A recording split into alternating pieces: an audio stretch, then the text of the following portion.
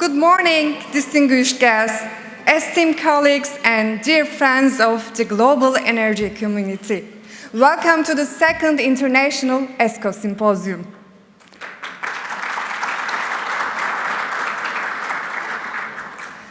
My name is Süheyla Demir, and I'm honored to serve as your Master of Ceremonies for this important event hosted by EODER, Energy Efficiency and Management Association, in collaboration with the United Nations Environment Programme Copenhagen Climate Center and the Efficiency Evaluation Organization.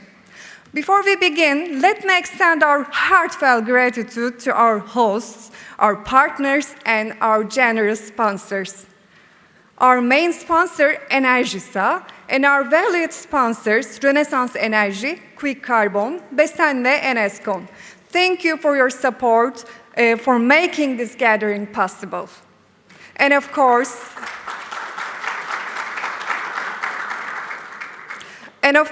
thank you to each of you for being here, bringing your expertise, your vision, and your passion, of course.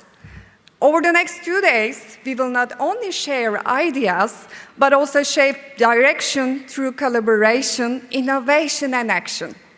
Now let's officially begin our program with a series of welcoming remarks from our distinguished leaders and partners. Please join me in welcoming our first speaker, Mr. Soren Lutgen, co-chair of the Global ESCO Network at the United Nations Environment Programme Copenhagen Climate Center. Mr. Lutgen, the floor is yours now.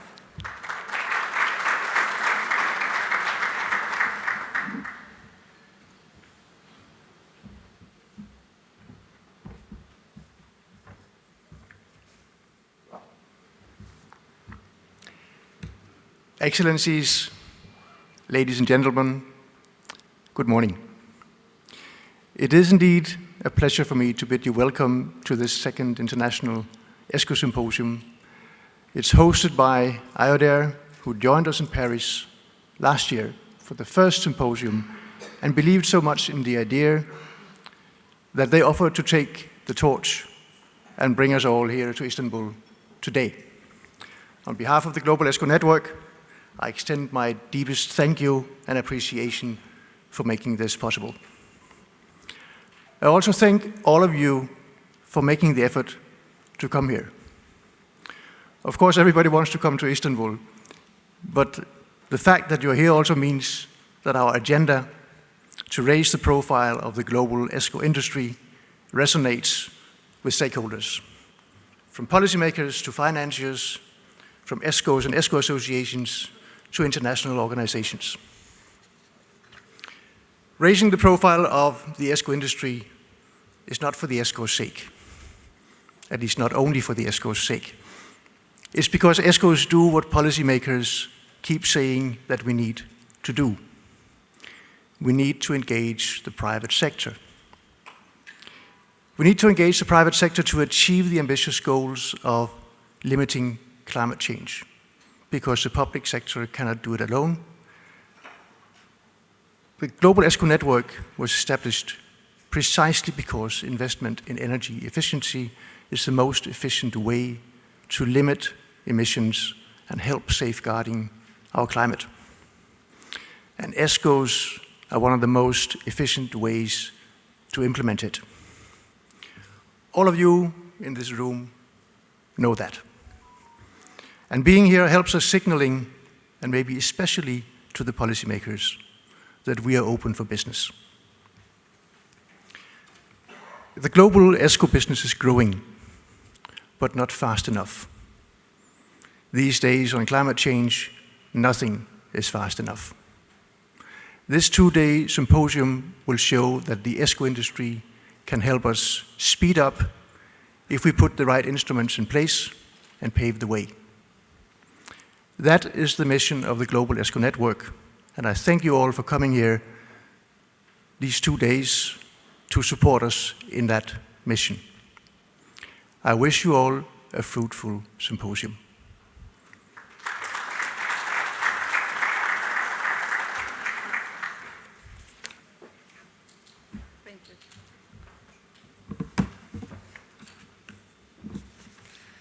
Thank you, Mr. Lutken, for setting the tone for our symposium.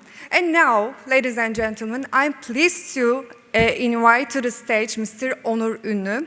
He's president of the Energy Efficiency and Management Association of Turkey, EODER. Welcome, Mr. Ünlü.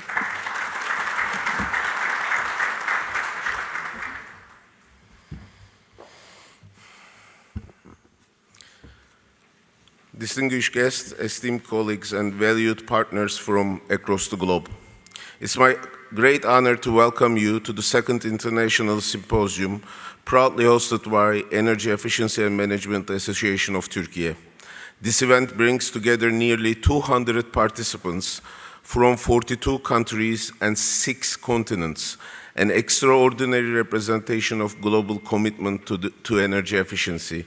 And that is why we believed in the idea and invited over you to Istanbul. We are living in a time with which the humanity must tackle simultaneous and interconnected problems. The climate emergency, energy insecurity, economic volatility, and geopolitical instability. Yet in the heart of these challenges lies a powerful and underutilized solution: energy efficiency. The International Energy Agency states that the energy efficiency measures alone could deliver over 40% of the emission reductions needed to meet global climate targets under Paris Agreement.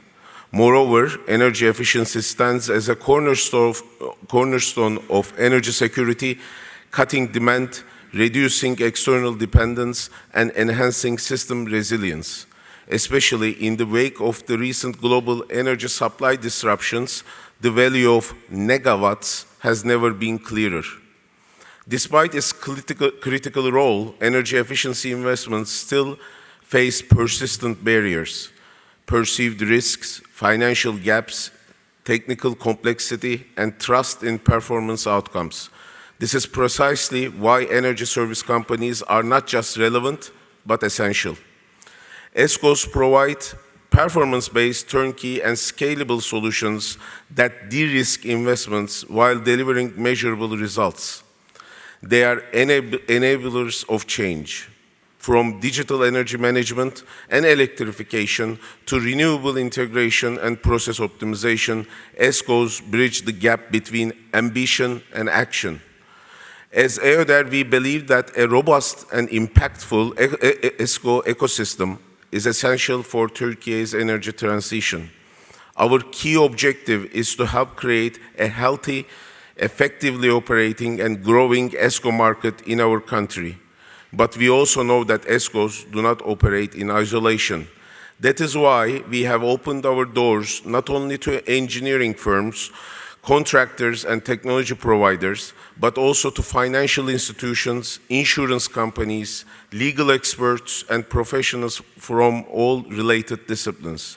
A truly functional ESCO market demands the collaboration of all actors, the investment and the service value chain. We are proud of the steps we have taken in this direction.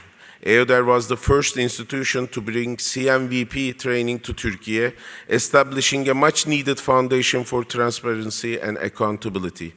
Today, we take another step forward, welcoming the world's leading ESCO professionals to Istanbul to share knowledge, align efforts, and build bridges for global cooperation.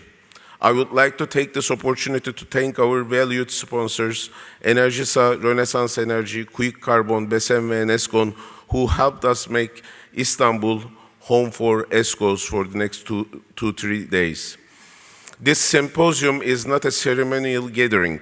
It's a strategic milestone, a signal that EODER and Turkey are ready to play an active role in international ESCO network and to contribute meaningfully to global progress on energy efficiency. Turkey is not only investing in energy efficiency within its borders, it's also trying to position itself as an exporter of know-how, technology, and services. Today, EODER members are increasingly active in international markets, providing solutions beyond Turkey's borders. We see this as a promising area for strategic growth. To support this ambition, we recently organized a business delegation to Germany.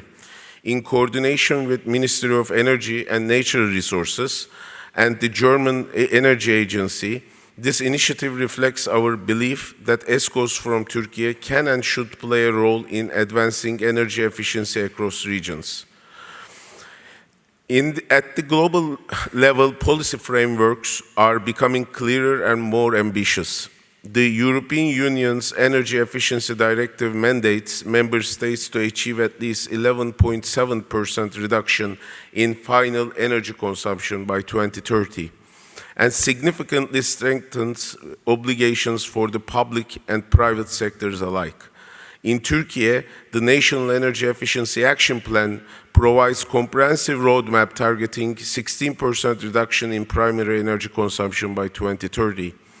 To achieve this, Turkey plans to invest more than $20 billion in energy efficiency measures across industry, buildings, transport, and power sectors.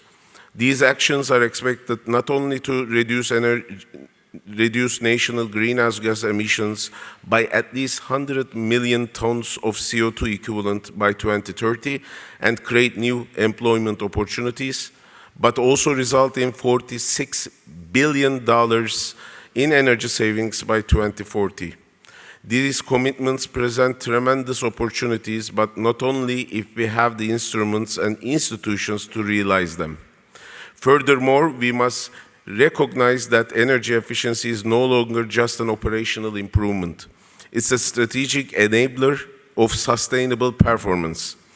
As sustainability reporting becomes mandatory across Europe under the Corporate Sustainability Reporting Directive, and as international ESG disclosure standards coverage, energy efficiency actions will directly impact how companies are perceived by investors, regulators, and the market.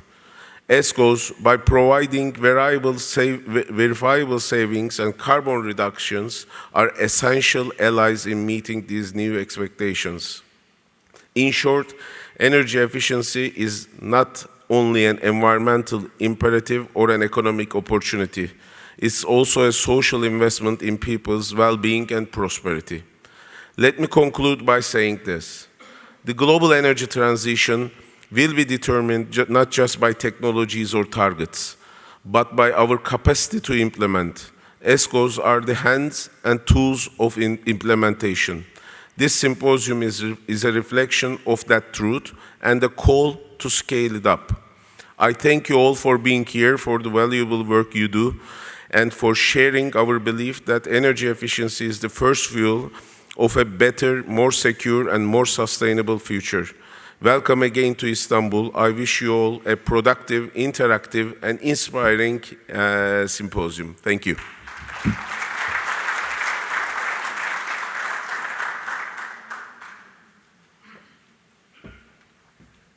Thank you very much, Mr. Onurunu, for your inspiring words. And ladies and gentlemen, now it's my honor to welcome Mr. Ahmet Berat Çonkar, Deputy Minister of Energy and Natural Resources of Turkey.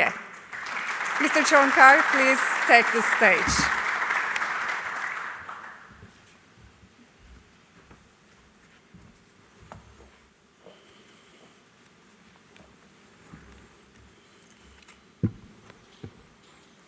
Distinguished participants, honorable representatives of international organizations, public and private sectors, ladies and gentlemen, I would like to begin my remarks by expressing my gratitude to all of the stakeholder institutions and organizations, especially the Energy Efficiency and Management Association, EODER, that have contributed to the organization of this important conference. I am delighted to be here with you today, exchanging ideas on such a strategic subject for our shared future. Distinguished guests, today, humanity faces one of the greatest challenges on a global scale: climate change. This issue is no longer an abstract threat, but a concrete reality with increasingly evident effects. Rising temperatures, extreme weather events, droughts, floods, and forest fires are now directly threatening not only the ecosystems, but also our economic systems and social order. Scientific data clearly shows that as these trends continue, particularly in regions vulnerable to climate change, significant socioeconomic losses will be inevitable. For this reason, we must now embark on a holistic transformation process that is no longer limited to environmental policies, but also encompasses energy, economy, industry, transportation, and financial policies. In this context, energy efficiency is not only the key to reducing carbon emissions, but also the key to aligning economic growth with environmental sustainability. Producing more with fewer resources, achieving higher living standards by consuming less. This vision is fundamentally driven by energy efficiency. Dear participants, as Turkey, we are aware of the potential in this field. The National Energy Efficiency Action Plan includes concrete and measurable steps across many sectors, from industry to transportation, from buildings to agricultural sector.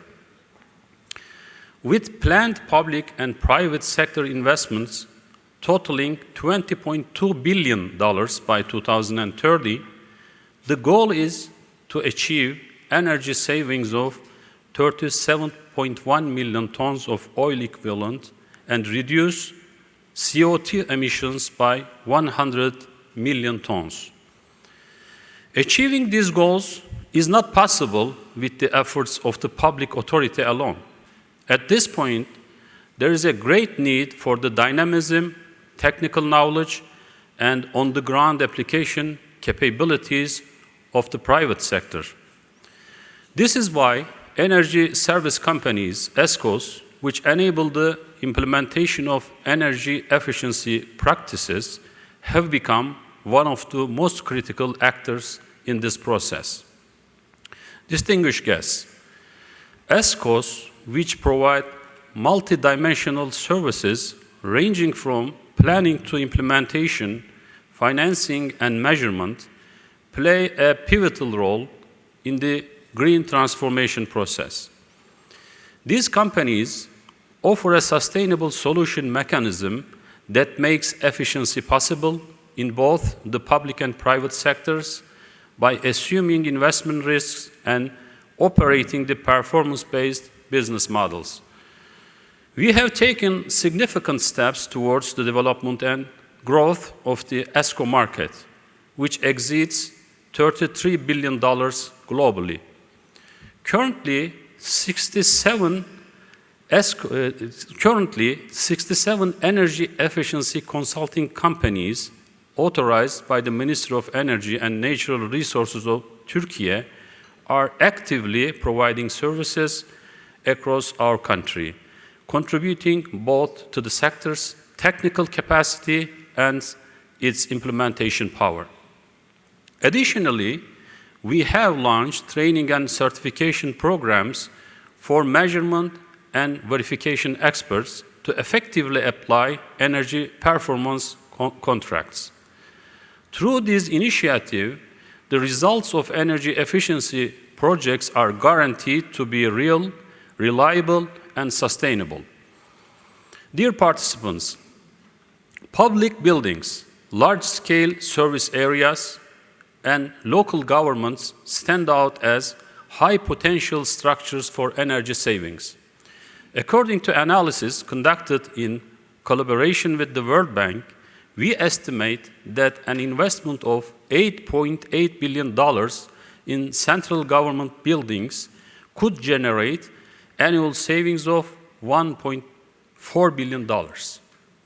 To harness this high potential, under the leadership of the President of Turkey, His Excellency Recep Tayyip Erdogan, we have set a target that all public buildings must achieve at least 30% energy savings by the year 2030.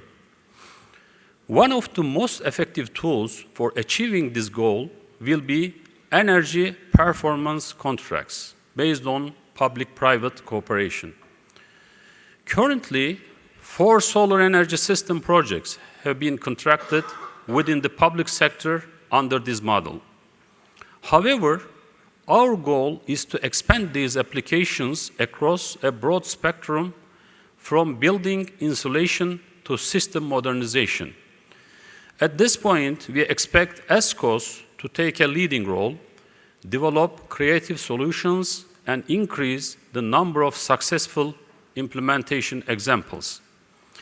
Distinguished representatives, in addition to regulatory frameworks, we continue to strengthen the private sector through financial incentives aimed at promoting energy efficiency.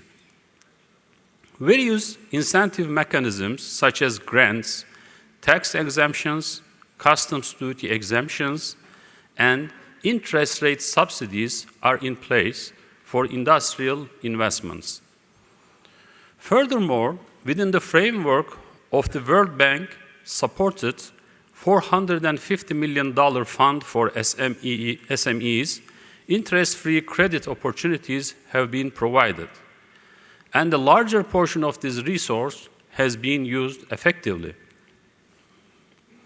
I would like to emphasize that in the upcoming period, we are open to all kinds of constructive cooperation to bring international best practices to our country, encourage technology transfer, and share knowledge and expertise.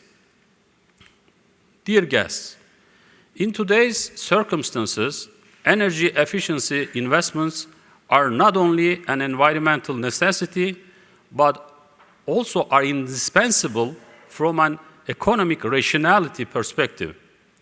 In an era where global energy costs are rising and resource access is heavily influenced by geopolitical developments, efficiency-based solutions directly affect the competitiveness of the businesses.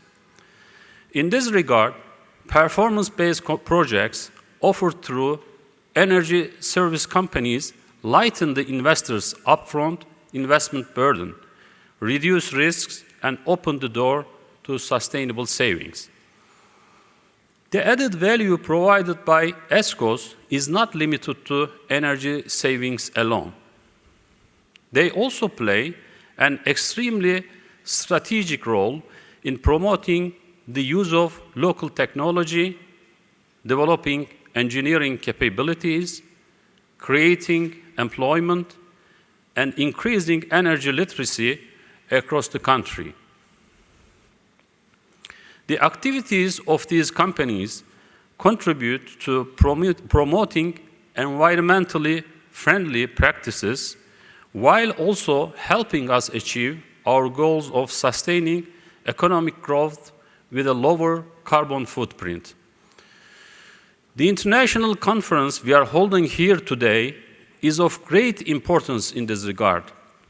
Energy efficiency is not a subject that can only be addressed on a national scale. Due to its cross-border impacts, it necessitates international cooperation, knowledge sharing, and common goals.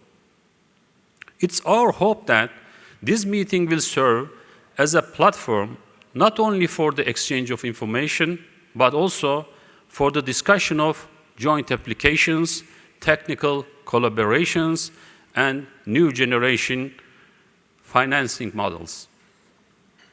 I hope this valuable conference contributes to our country's energy efficiency vision, opens doors for new collaborations, and fosters the rise of exemplary implementations in this field. I wish you all a successful, productive, and insightful conference, and sincerely thank all the sector representatives present here for their contributions, their efforts, and their visions. Thank you.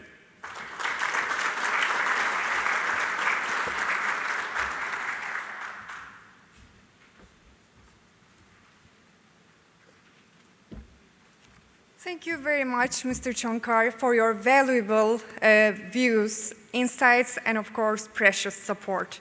Now, dear attendees, please join me in welcoming Ms. Gui Yeopson, Regional Director for Europe and Central Asia at the United Nations Development Coordination Office.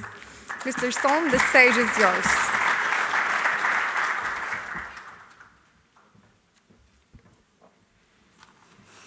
Good morning. Ladies and gentlemen, excellencies, distinguished participants. It is my great pleasure to welcome you to the second International ESCO Symposium of the Global ESCO Network.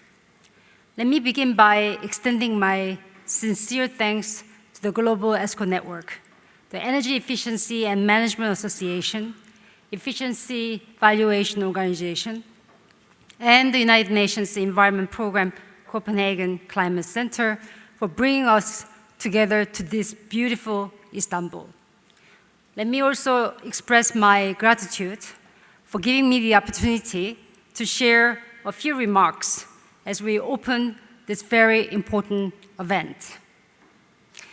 I will reflect mainly on how ESCOs contribute to broader sustainable development and can further accelerate the achievement of the 2030 Agenda for Sustainable Development.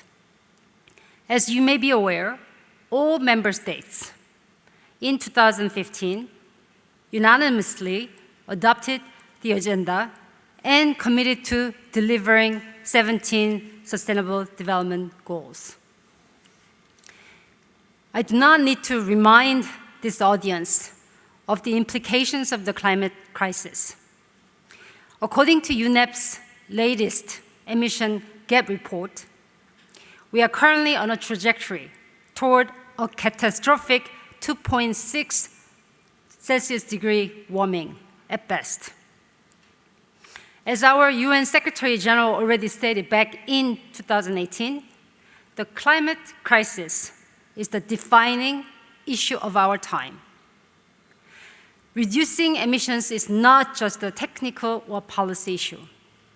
It translates directly into disasters prevented, human lives saved, livelihoods protected, and economic losses avoided. And here we are in 2025, a year our UN Secretary General has described as pivotal, a moment in time when we must ask ourselves, will we be on the right side of history? Delivering meaningful climate mitigation is still within reach, but it demands an immediate global mobilization on a scale and speed that we've only ever seen in response to global conflict. And this is where energy service companies, ESCO, can and must play a decisive role. As COP29 has recently reminded us, one of the greatest bottlenecks in making progress is finance. We are facing a $1 trillion gap between current public climate finance commitments, around $300 billion under the new collective quantified goal, and the estimated $1.3 trillion needed annually. And this is where ESCOs shine. As the Global ESCO Network has rightly emphasized, ESCOs deliver some of the highest returns on investment in energy efficiency. And I think we just heard from the Deputy Minister how Turkey is going to save so much efficiencies and savings, because the energy savings themselves pay for the cost of generating those savings. And ESCOs therefore have a critical role to play in unlocking and leveraging climate finance, helping to close the global finance gap. In the Europe and Central Asia region, where I have had the privilege to serve over the past 5 years, we face a stark reality. First, we have some of the most carbon-intensive economies in the world. Two, we have some of the most carbon-intensive energy sectors. Three, and yet, we have immense untapped potential for improving energy efficiency, and we can move decisively toward a more sustainable future. So right now, countries across the region are finalizing their third nationally determined contributions, or NDC 3.0, ahead of COP30 in Brazil later this year. I strongly encourage ESCOs who see a role for themselves to actively engage in national NDC processes. Please put forward the emission reductions you believe are achievable. Please also share the policy recommendations with governments you wish to see to accelerate national mitigation efforts. And across the region, the United Nations Development System, which I also represent, led by our resident coordinators at the country level, is supporting governments in convening stakeholders and crafting ambitious NDCs. I should add that the resident coordinators are appointed by the Secretary General as his representative to coordinate all the development operational activities in each country.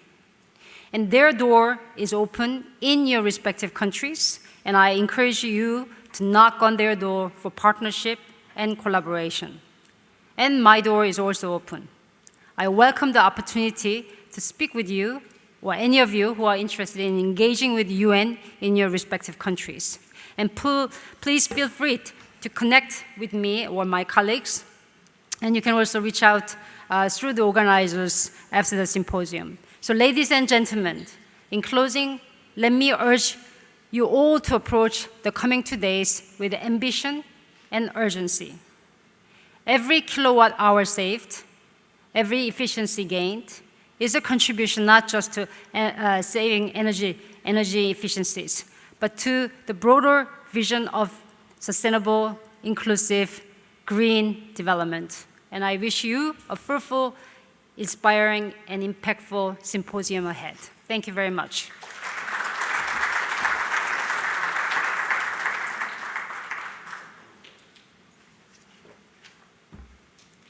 Thank you, Ms. Son, for your contribution. And finally, dear attendees, we are pleased to welcome our last speaker of this opening session, and joining us virtually from abroad, Mr. Martin Krause, Director of the Climate Change Division at the United Nations Environment Programme. And Mr. Krause, we are delighted to have you with us online. Please go ahead. Thank you very much. I'm speaking to you from Nairobi, the headquarters of the UN Environment Programme. Honorable Deputy Minister Gonka, distinguished representatives of public and private institutions and companies, dear participants, dear colleagues. On behalf of UNEP and its Copenhagen Climate Center, it is a great pleasure to inaugurate the second International ESCO Symposium. And I also want to express my sincere thanks to IODARE for hosting and organizing the event and for gathering the global ESCO industry and its stakeholders in Istanbul. In the context of the Paris Climate Agreement and the global efforts to reduce greenhouse gas emissions, UNEP recognizes the importance of implementing deep sectoral solutions at the country level. In this context, we believe ESCOs are playing an important role.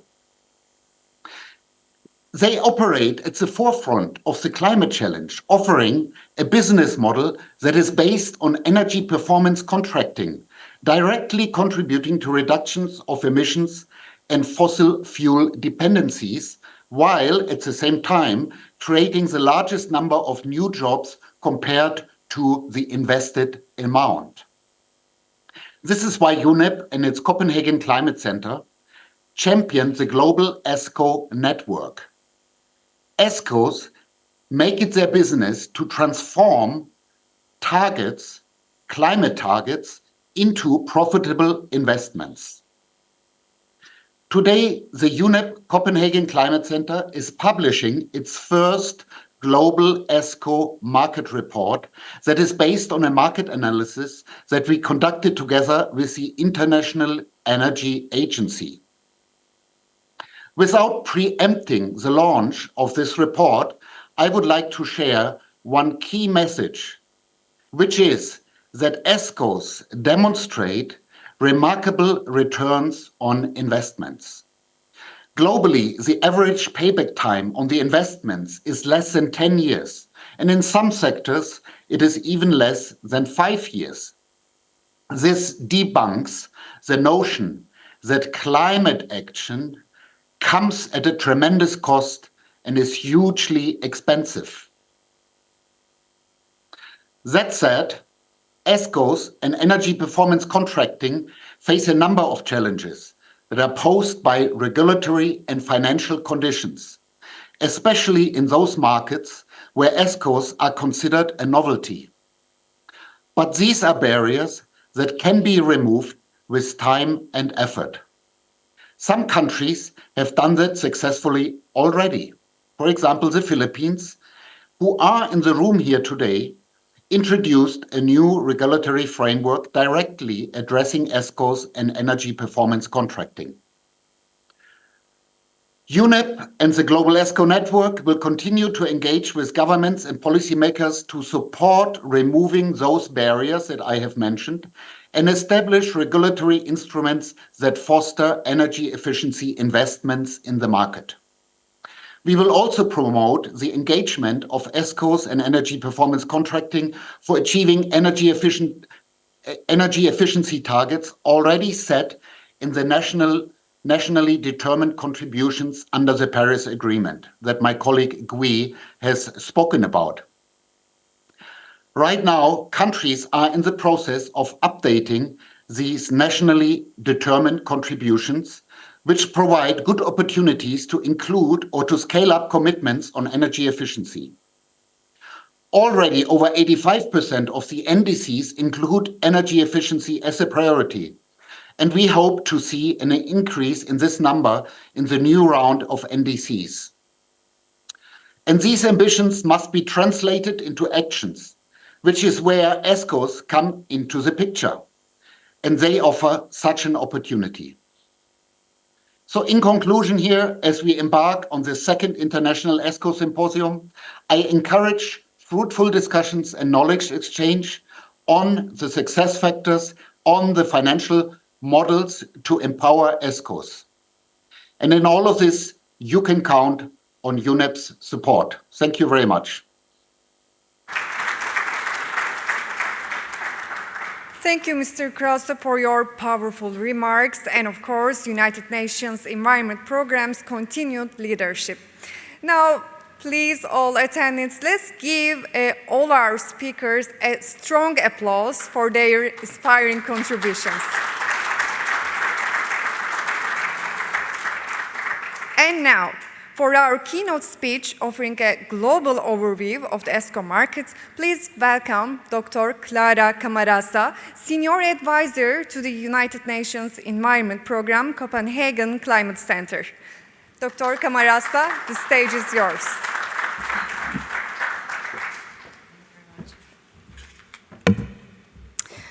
Good morning, everyone. It is a pleasure indeed to be here with you today in Istanbul in the 2025 ESCO Symposium. Today, I'll be sharing insights from the 2025, this year's first annual ESCO market report, highlighting where we are, what challenges still remain, but most importantly, what opportunities lie ahead and how we can move forward together. Let's start by acknowledging the moment we're in. As has been mentioned in the, I would say, all welcoming remarks, we're just now 5 years away from 2030, the critical milestone for our climate commitments under the Paris Agreement. And to stay within the 1.5-degree global warming pathway, the IPCC, but also the UNEP emissions gap report tell us that we need to cut emissions by nearly half by the end of this decade. Now, this is not just ambitious, this is urgent. The challenge is, how do we reduce emissions quickly, cost-effectively, and at scale? The answer is very often overlooked. It's energy efficiency. According to the IEA, and it was mentioned also by Onur, more than 40% of emission reductions needed by 2030 come from energy efficiency measures. It's faster than renewables, it's cheaper than new infrastructure, and more resilient to any market shock. And this is where ESCOs come in. As Martin and Søren already said, ESCOs are the practical mechanism to deliver these energy efficiency gains. They upgrade our buildings, they retrofit our industrial processes, and they optimize our energy systems, all with a guaranteed performance. And crucially, they also remove the upfront cost barrier by using energy efficiency or energy savings to finance the investment. In other words, ESCOs are not just service providers, they are the enablers of national climate plans and increasingly so of corporate net zero pathways. Acknowledging this, at the Global ESCO Network and UNEP CCC, we've developed the Global ESCO Market Report to provide a comprehensive snapshot of the ESCO performance worldwide. In collaboration with the IEA, with the International Energy Agency, we have conducted a global survey with responses from over 25 countries, ranging from mature markets to like the USA or China, to emerging ecosystems across Africa, Asia, and Latin America. The report offers a unique window into what's working and also identifies bottlenecks, particularly in finance, as you will see, and highlights where the greatest opportunities lie in scaling up ESCOs globally. More than a report, we deliver a high-resolution view of the ESCO landscape in 2025, and we invite you to download, read, and share the findings. A QR code will be shown at the end of the presentation, and we have printed flyers, which you will find all over the venue, also available in the room for you to also use and download the report. Let me share with you some of the key findings, and let's start by the global market snapshot. When we look at the total investment in ESCOs, the data tells us something really clear. The ESCO market is highly concentrated. The United States alone accounts for nearly 70% of the $15.7 billion invested globally in new ESCO projects only last year. China adds another 15%.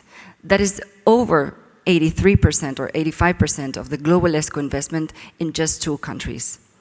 Meanwhile, countries like Mexico, Mali, and Indonesia report fewer than 5 new projects each. As we can see, the gap is huge, but it signals opportunity. With the right policy, finance, and partnerships, we can unlock ESCOs in these emerging markets. Now let's take a closer look at how ESCOs are operating on the ground. What type of projects they're delivering, which sectors are reaching, and the technologies they're deploying.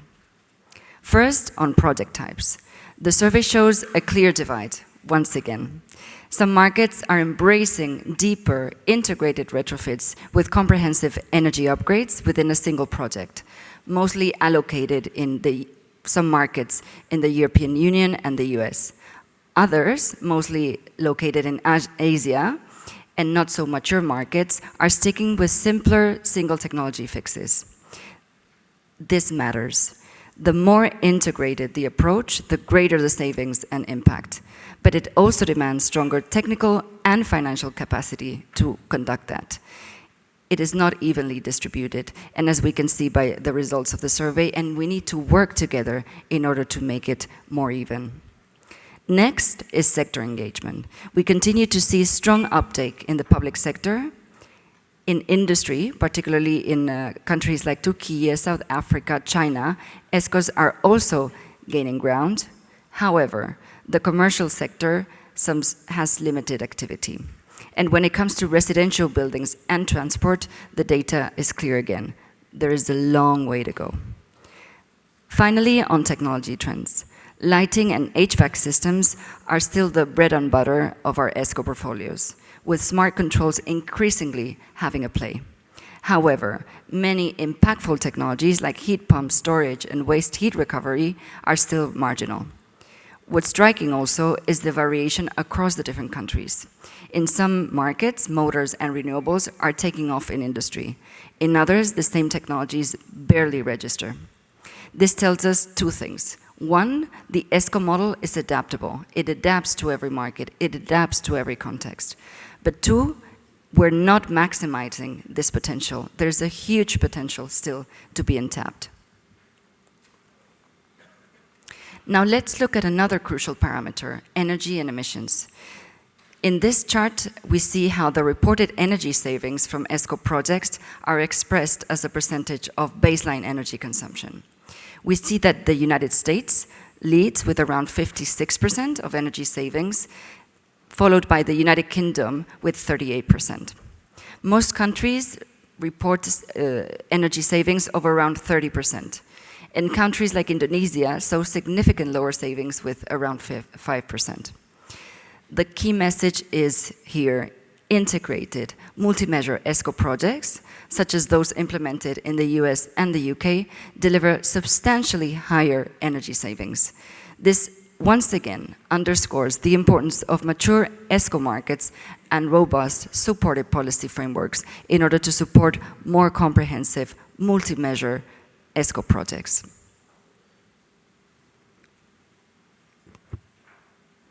Now let's have a look at the financing landscape. Once again, financing remains the bottleneck. Access to finance is the #1 barrier globally. In many countries, ESCO rely on public funds or client capitals. In other, commercial banks are starting to engage, but financial risk, especially the payment default, remains a huge concern. Innovative models like the India's partial risk sharing facility are working, but are not yet the norm. In terms of instruments, debt and project finance dominate, but instruments like guarantee, leasing, and forfeiting remain underutilized. We must scale these tools.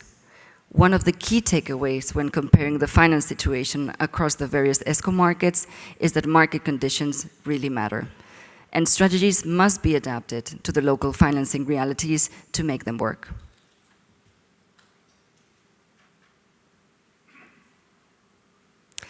Moving on to the policy and regulatory drivers, this slide highlights how important different types of target setting and related policies are for the ESCO market growth. At the top, we see government energy efficiency policies and targets. These are perceived as the most important driver, followed by clients' mandatory emissions, reduction targets, and government climate policies. Other important drivers include mandatory energy audits and international climate targets, while ESG disclosure requirements, though still relevant, are rated slightly lower in comparison to the others in our survey. Again, the message is clear. Clear, enforceable targets, especially at the national level, are key to driving demand for ESCO services and thereby scaling energy efficiency markets. Now, as I mentioned at the beginning, I want to focus not just on the challenges, but rather on the opportunities that are actually right in front of us. One of the main opportunities lies on expanding the underserved sectors. Right now, most ESCO activity is concentrated in public buildings. That's a solid foundation, but we cannot stop there. Commercial and industrial sectors, where energy demand is really high, remain significantly underserved. To unlock these sectors, we need to address key barriers. That is, the complexity of the projects, access to tailored financing, and business models that really meet the need of the private actors.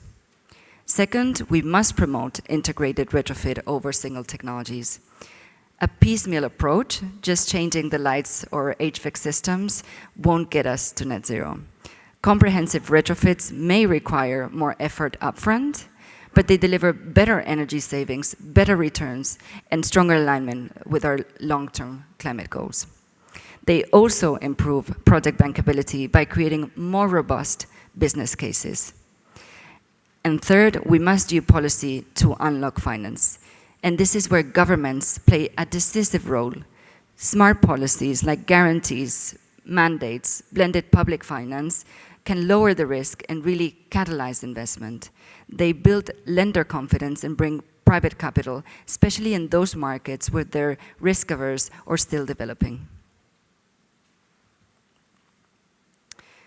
Now, let me bring us to the conclusions and key takeaways from the 2025 Global ESCO Market Report. ESCOs are essential to achieving energy efficiency and climate goals, but their effectiveness depends on a broader ecosystem. Policy, finance, and technology deployment vary widely across the different regions. Most activity is still clustered in very few markets, but that imbalance is also an opportunity. Emerging markets hold a huge potential for development. Another key aspect is that access to finance remains the top global challenge. Risk perception, limited instruments, and short contract horizons hold projects back in many instances.